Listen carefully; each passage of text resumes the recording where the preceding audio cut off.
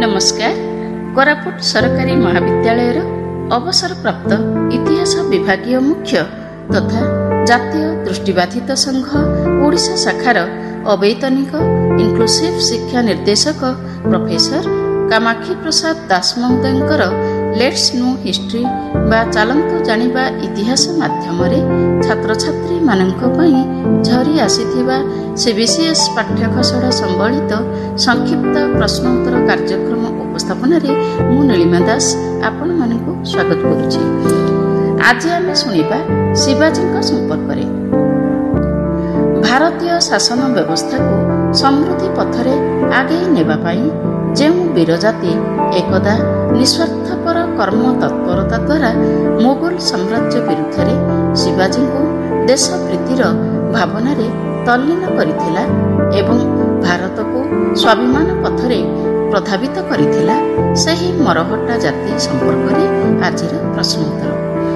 ପ୍ରଶ୍ନ 1, ମରହଟ୍ଟା ମାନେ କେଉଁ ଦୁଇ ଜାତିର ମିଶ୍ରଣ ଅଟନ୍ତି?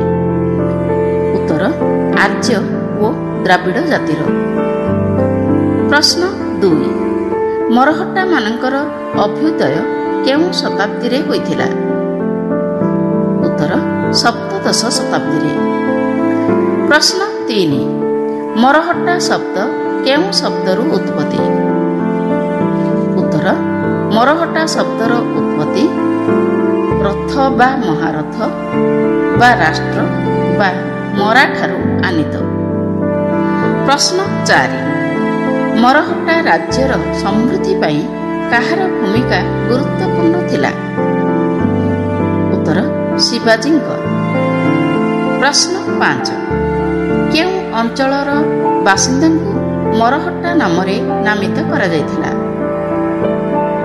ଉତ୍ତର ସାତପୁରା ପର୍ବତର ଦକ୍ଷିଣ ଓ ପଶ୍ଚିମ ଘାଟ ପର୍ବତର ପୂର୍ବରେ ଥିବା ଏକ ରାଜ୍ୟର ବାସିନ୍ଦା ମାନଙ୍କୁ ମରହଟ୍ଟା କୁହାଯାଉଥିଲା। ପ୍ରଶ୍ନ 6, ମହାରାଷ୍ଟ୍ରୀୟ ସାମାଜିକ ବ୍ୟବସ୍ଥାର ବିଶେଷତା କ'ଣ ଥିଲା? ଉତ୍ତର ସମଜାତୀୟ ସମାଜ। ପ୍ରଶ୍ନ 7, କେଉଁ କାରଣ ଯୋଗୁଁ ମହାରାଷ୍ଟ୍ରର ଆଦିବାସୀମାନେ କଠିନ ଜୀବନଯାପନ କରୁଥିଲେ? ଉତ୍ତର ସେମାନଙ୍କର ରାଜ୍ୟ ବଣ ପାହାଡ଼ ଘେରା ଥିବା କାରଣରୁ।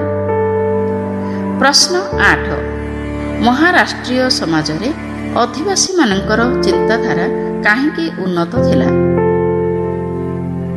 ଉତ୍ତର ଏକ ସମଜାତୀୟ ସମାଜ ଗଠନ, ଏକ ସାଧାରଣ ଧର୍ମ ଓ ସଂସ୍କୃତି ଏବଂ ଜୀବନ ପ୍ରତି ସମ ଦୃଷ୍ଟିକୋଣ ଥିବା କାରଣରୁ।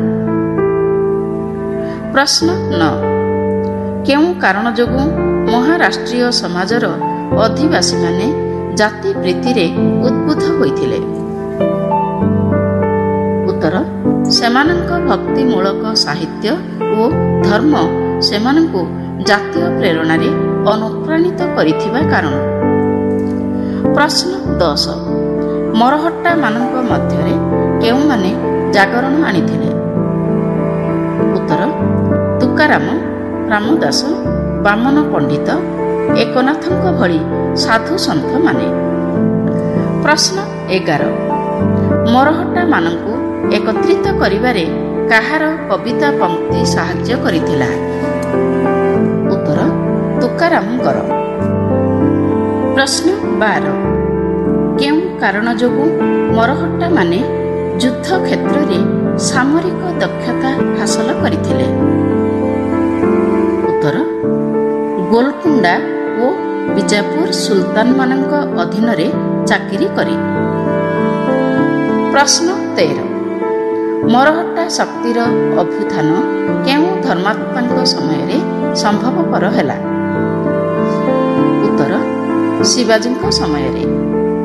ପ୍ରଶ୍ନ 14, ଈଶ୍ୱରୀ ପ୍ରସାଦ ମରହଟ୍ଟା ମାନଙ୍କର ଉତ୍ଥାନ ସମ୍ପର୍କରେ କ'ଣ କହନ୍ତି? ଉତ୍ତର ଶିବାଜୀଙ୍କ ଉତ୍ଥାନ ମହାରାଷ୍ଟ୍ର ଇତିହାସର ଏକ ବିସ୍ମୟକର ଘଟଣା ନୁହେଁ। ଶିବାଜୀ ଦକ୍ଷତାକୁ ଉତ୍ଥିତ ହେଲେ କେବଳ ପୁରା ସାହସ ଦ୍ୱାରା ନୁହେଁ, ବରଂ ଭୌଗୋଳିକ ଅବସ୍ଥିତି ଯୋଗୁଁ। ଏଥିପାଇଁ ସେହି ଅଞ୍ଚଳର ଲୋକମାନଙ୍କର ଏହା ପ୍ରତି ଅନେକ ଅବଦାନ ଥିଲା।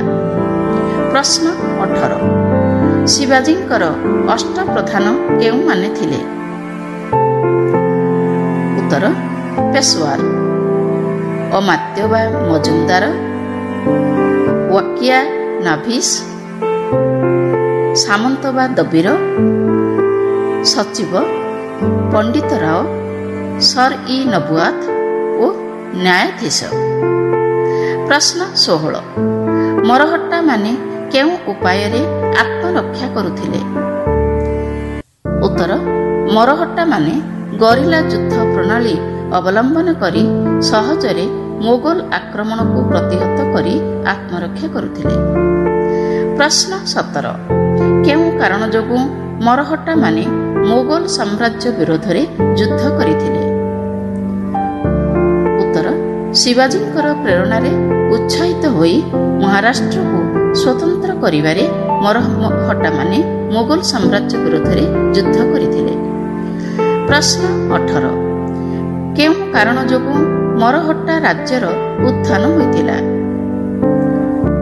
ଉତ୍ତର ମହାରାଷ୍ଟ୍ରର ଭୌଗୋଳିକ ପରିସ୍ଥିତି ଯୋଗୁଁ।